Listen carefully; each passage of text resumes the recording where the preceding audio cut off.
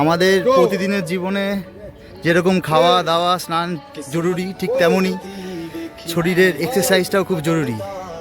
ঠিক এভাবেই সুন্দরভাবে প্রতিটা দিন আপনারা এক্সারসাইজ করুন, সুন্দর সুষম দেহ গড়ে তুলুন এবং সুস্থ থাকুন।